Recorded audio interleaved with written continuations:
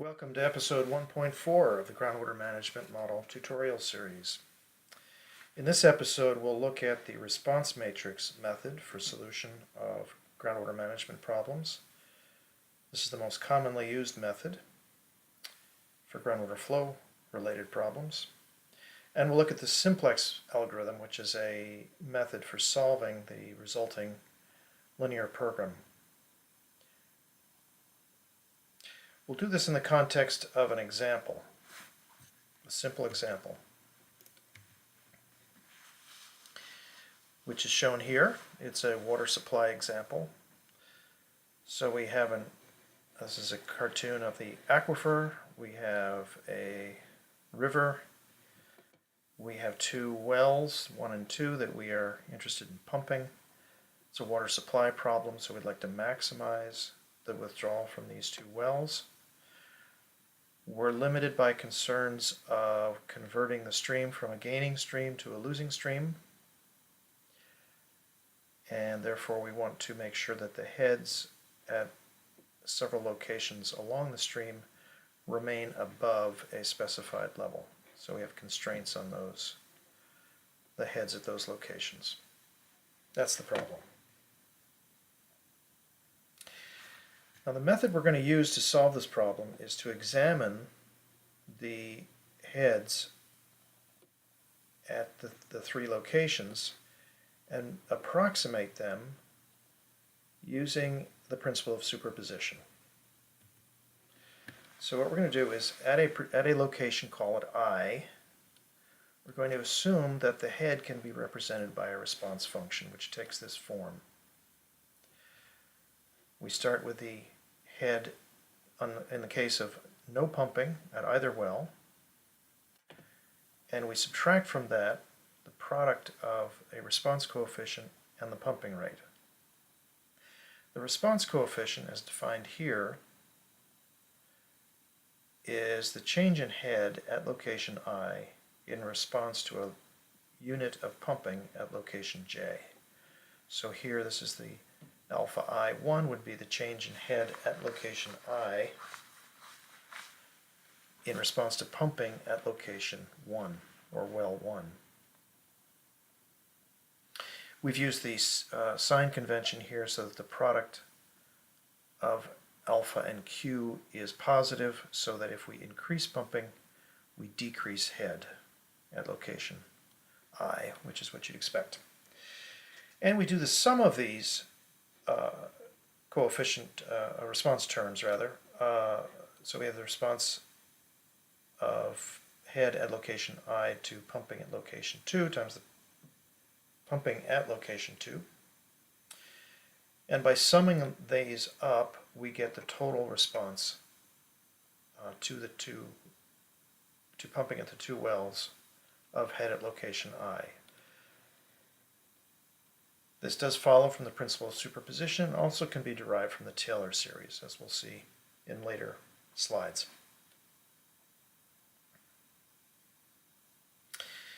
Now that we've got this approximation, we can use it to make a substitution in our constraint equations.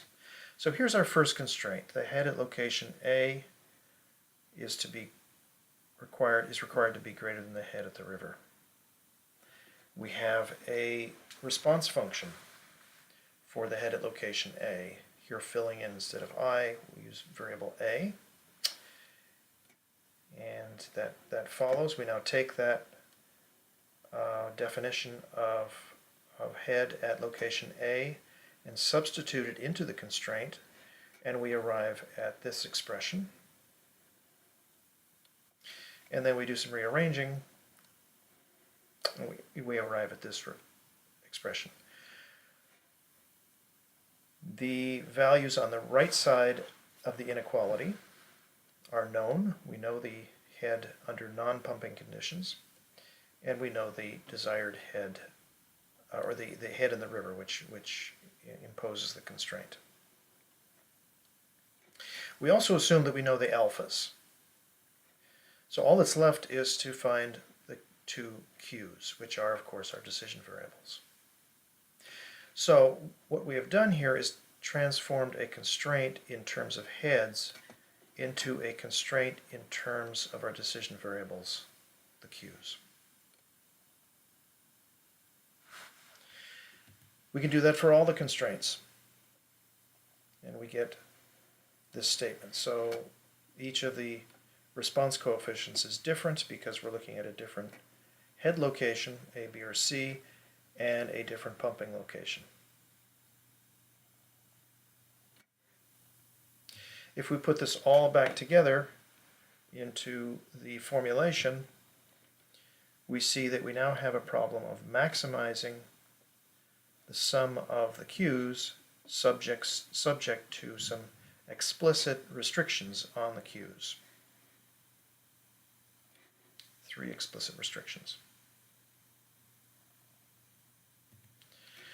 Returning to the constraints now, let's assume some values, and we can actually solve this problem because it's only two-dimensional. There are only 2 decision variables. We can solve this problem graphically, which is useful to see how the solution algorithm, the optimization algorithm called the simplex algorithm, to see how that works. So I'm going to assume some very simple values for the alphas. I'm also going to assume that the head in the river value is 10, and the head at each of the constraining locations A, B, C is 12 under non-pumping conditions. So that means the right-hand side of the problem is 2 in all cases. And the left side, I'm assuming some values of alpha, and these are just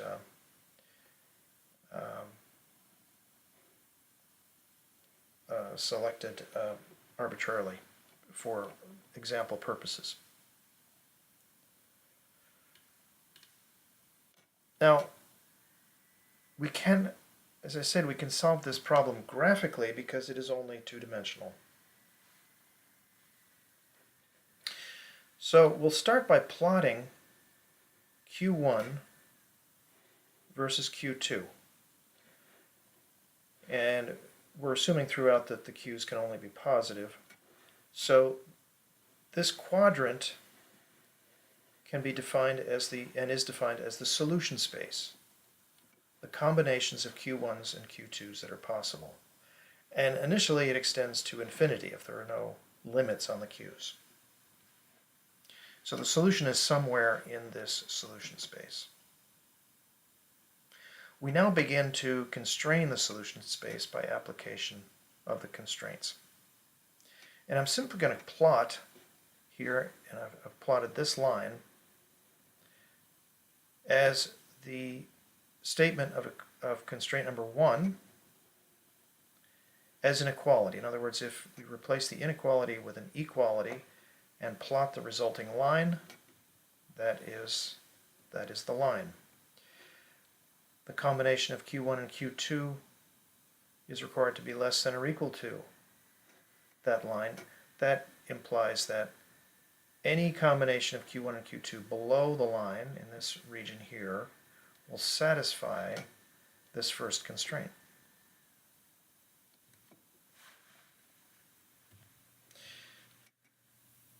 I can do the same thing for the remaining 2 constraints.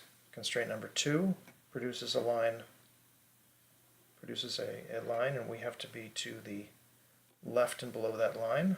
So we've taken another slice out of the solution space. And constraint number 3 similarly implies a line.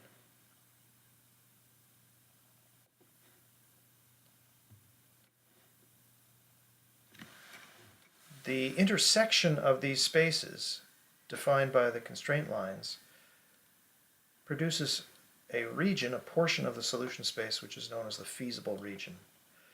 So now the solution is somewhere in this shaded region. Note in this case that constraint number 3 is actually redundant, is actually unnecessary.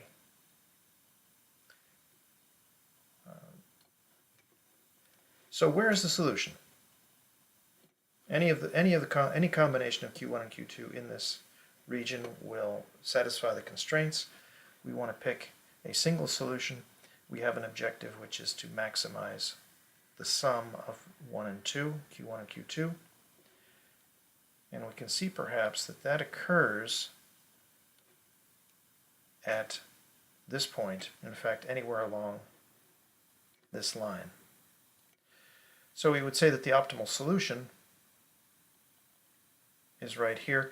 This is at the intersection, you'll notice, of two constraints.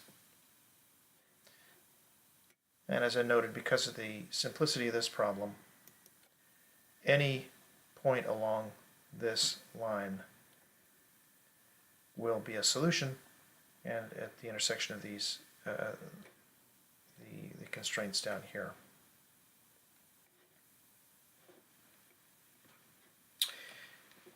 Let's return to the constraint in matrix form, the constraints themselves rather, and see that they can be organized into a matrix form if we define a matrix vector product. Here's what is called the response matrix, the set of all the response coefficients, multiplied by the decision variables, and that product is less than or equal to a right-hand side vector. So we can write that compactly as a response matrix, decision variable vector, right-hand side vector. And in fact, that is a form of a linear program when we combine it with the objective. So here is the management model written as a linear program. The ALP is the coefficient matrix, and this would have m rows corresponding to m constraints, n columns corresponding to n decision variables. C is a vector of coefficients on the decision variables. The T is a transpose operator. QW, of course, our familiar vector of decision variables. One of the interesting properties of a linear program is that if a feasible solution exists, the optimal solution will be at a corner point defined by the constraint equations, if there is a feasible region. The simplex method is fairly straightforward to solve. There are many solvers available. And it makes use of the fact that the solution will occur at a corner point of the constraints. So it essentially moves from a starting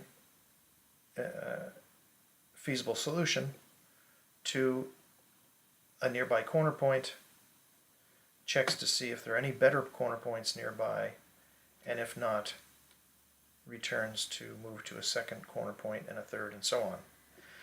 Interestingly, it has been found over many, many years of experience with the simplex method in all sorts of applications that it requires about 1.5 times the number of constraints in iterations to achieve the solution. It's quite efficient.